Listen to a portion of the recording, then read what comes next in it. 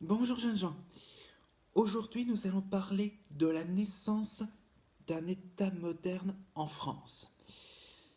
Pour ne pas nous perdre, nous allons revoir la définition du mot nation et le contexte de la naissance de cet État moderne. Une nation, c'est un ensemble d'individus vivant sur un même territoire, partageant des coutumes, des traditions, parfois même une langue, et se constituant une entité politique. À cette époque, la France est sortie de la guerre de Cent Ans depuis quelques décennies. Et la nation française en est issue, tout comme la nation anglaise. Les peuples du royaume de France avaient en effet un ennemi commun, les Anglais. À l'issue de cette guerre, le royaume de France est ruiné et politiquement instable. C'est pour assurer son autorité que le roi de France va réformer l'État sur cette nouvelle nation. Cette nation naissante est donc la base de l'État moderne. Et c'est ce que nous allons voir en trois grands points. L'affirmation de l'État, le roi comme garant de l'unité de la nation, et troisièmement, les difficultés dues à la guerre. Donc, pour affirmer son pouvoir sur l'ensemble du royaume, le roi de France va moderniser et affirmer l'État. Et ce à partir du roi de France François Ier, roi de 1515 à 1547. Dès le début de son règne, François Ier réforme le Conseil du roi. Le Conseil du roi, c'est l'équivalent de notre gouvernement. Au sein de ce conseil, il fonde le Conseil des affaires, dans lequel il nomme uniquement des fidèles, comme Anne de Montmorency, un ami d'enfance. C'est une rupture avec la tradition féodale selon laquelle le roi doit nommer au sein de son conseil uniquement des nobles. Cette tradition faisait du roi le premier de ses pairs. Dans cette nouvelle figuration du conseil du roi, le chancelier prend de l'importance et du pouvoir. Le chancelier, c'est l'équivalent de notre ministre de la Justice, le garde des Sceaux. Le chancelier assure la justice au nom du roi et scelle, c'est-à-dire il pose les sceaux sur les documents officiels, décrets, ordonnances et autres documents, comme les registres. Mais en plus de ça, le chancelier préside le conseil du roi en l'absence de sa majesté.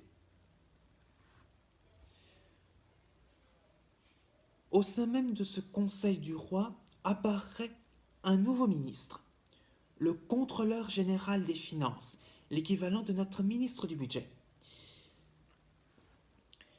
Le contrôleur général des finances est le chef de l'administration fiscale du royaume. Il est également l'intermédiaire entre les officiers chargés de collecter les impôts et le pouvoir central. Dans ce cadre, le roi de France crée le trésor d'épargne. Le trésor d'épargne, c'est l'équivalent royal de notre caisse d'épargne, si vous voyez la chose. Le trésor est contenu dans des caisses, dans des coffres. Vous voyez la chose. Dans ce trésor, on retrouve les impôts collectés, les contributions des villes et les offres d'office. Pour harmoniser la collecte de ces recettes du royaume, le territoire est partagé en 16 généralités, circonscriptions fiscales. Et la collecte des impôts doit être signée dans des registres, dans des documents officiels spécialisés.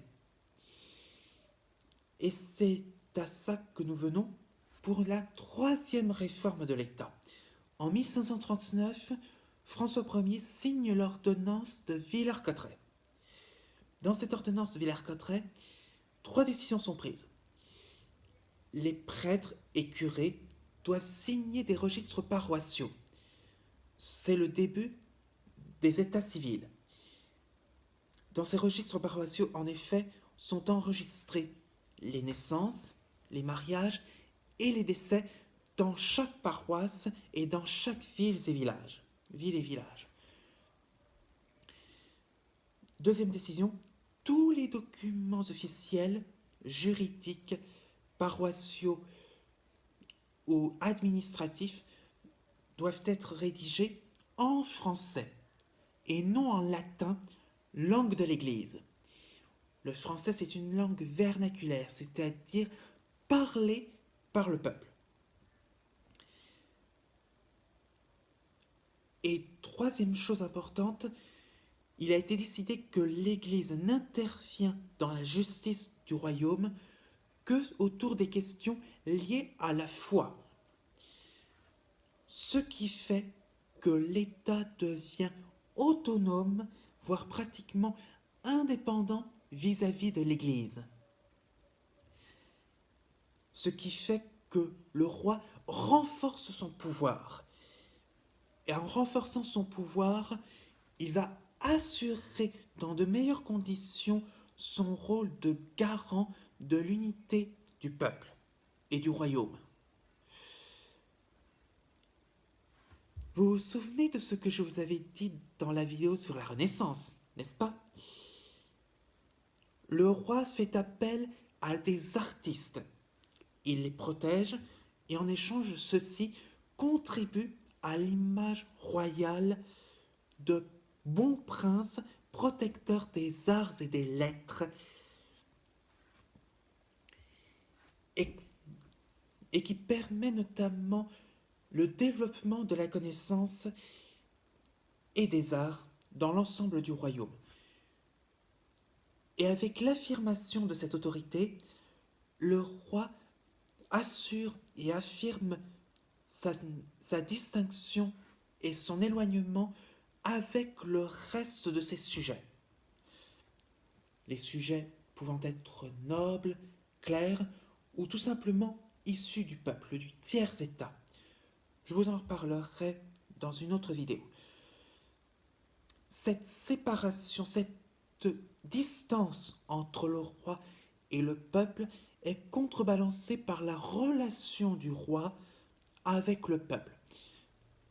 En effet, à cette époque-là, la cour était encore itinérante, nomade. Pourquoi je dis itinérante ou nomade? En fait, très souvent, à un instant T, le roi se déplace d'un château à l'autre, avec toute la cour, et la cour emporte tout ce qui se trouve dans le château. Tapisserie, vaisselle, mobilier et autres matériels. Tout le monde suit le roi. Sans compter qu'à un moment ou à un autre, le roi peut effectuer un tour de France. Cela signifie qu'il voyage à travers tout le pays pendant des mois à la rencontre de son peuple. Dans le cas de François Ier, c'était très journalier. L'été, le roi était dans le pays de la Loire, dans la vallée de la Loire, pardon. Il était soit à Amboise, soit à Blois, soit à Chenonceau. Et en hiver, il était à Fontainebleau, pour illustrer. Troisième chose importante et qui est liée à ce genre de déplacement, le domaine royal s'agrandit. Il s'agrandit depuis des siècles au détriment des seigneuries féodales. Et la hiérarchie médiévale s'efface peu à peu. Cet agrandissement peut être lié à 2 raisons particulières. Soit la force, ça peut se faire par la force. Ça a été le cas pour la Normandie qui a été conquise par le roi au XIIIe siècle, ou pour le duché de Bourbon, qui a été confisqué au duc de Bourbon, connétable Charles de Bourbon, qui a trahi le roi. Mais ça peut se faire également par le mariage. Ça a été le cas pour la Bretagne, où la duchesse héritière a été obligée d'épouser le roi de France. Anne de Bretagne a épousé Charles VIII en 1491, puis Louis XII en 1499. Pour faire bref. Ce qui fait que, à la fin du règne de François Ier, en 1547, le domaine royal se confond avec l'ensemble du territoire du royaume. Et lorsque Henri IV monte sur le trône en 1589, le domaine royal, c'était le royaume. C'est le royaume. Ces agrandissements dus au mariage ou à la guerre ou à toute autre forme de force correspondent à des difficultés. Et ces difficultés sont dues très régulièrement à la guerre. Le roi de France est très souvent en guerre au cours du XVIe siècle. Des guerres à l'extérieur du royaume, au-delà de ses frontières. En effet, entre 1491 et 1559, le roi de France combat en Italie. Ce sont les guerres d'Italie, déclenchées pour des raisons d'héritage. Je vous en reparlerai un peu plus en détail dans une vidéo spécialisée sur les guerres d'Italie. C'est hors programme. En plus de ça, le roi de France, François Ier, puis son fils Henri II, est en conflit avec l'empereur germanique et roi d'Espagne, Charles Quint. Ce conflit, dû à une rivalité entre le roi de France et le roi d'Espagne au sujet de l'Empire germanique, a un but précis pour le roi de France: sortir son royaume des mâchoires qui se resserrent autour de ses frontières. Parce qu'il est coincé entre l'Espagne et l'Empire germanique qui constitue un vaste empire. Mais, comme vous le savez très souvent encore aujourd'hui, ça c'est encore le cas, la guerre, ça coûte de l'or, beaucoup d'or. Du fait de l'épuisement financier, et comme l'Empire germanique et l'Espagne étaient beaucoup plus riches que le royaume de France, le roi de France Henri II a été contraint de signer la paix en 1559. Cette paix signée à Cateau-Cambrésis contraint le roi à renoncer à ses revendications en Italie et accepter de livrer quelques territoires à l'Empire germanique et donc à l'Espagne. Dans le même temps, le roi de France est confronté à des difficultés intérieures, notamment des difficultés religieuses. Déjà au cours des guerres d'Italie, le roi de France, François Ier, a signé un concordat avec le pape en 1516. Dans cet accord, il a été décidé que seul le roi avait le droit de nommer des évêques et des cardinaux, sans le consentement du pape. Le pape est obligé de les d'investir ceux qui ont été nommés par le roi. C'est ce qu'on appelle le gallicanisme, c'est-à-dire une pratique de la religion catholique selon laquelle l'Église en France est autonome vis-à-vis de Rome et se soumet essentiellement à la volonté du roi. Dans le même temps, le roi de France est confronté à l'épanouissement et à l'extension du protestantisme, du calvinisme plus exactement. Le protestantisme s'étend dans le royaume depuis les villes, et parmi ses adhérents, on retrouve de nombreux nobles qui s'en servent pour contester l'autorité du pape ou du roi. Parmi ces protestants, donc contestataires, on retrouve quelques fidèles du roi, comme l'amiral de Coligny, qui a été amiral d'Henri II, dans l'armée d'Henri II. Henri II, puis son fils François II, vont chercher à exclure et persécuter les protestants. Mais après la mort de François II, qui a été sous l'emprise de la famille de Guise, des catholiques radicaux, la veuve d'Henri II, Catherine de Médicis, mère et régente de Charles IX, petit frère de François II, va tenter d'appliquer une politique de tolérance vis-à-vis des protestants, ce qui provoque la colère des catholiques qui considèrent les calvinistes comme des hérétiques, nous l'avons vu. Ça aboutit aux guerres de religion qui sont déclenchées en 1562 et atteignent leur paroxysme lors du massacre de la Saint-Barthélemy, 10 ans après le début des guerres.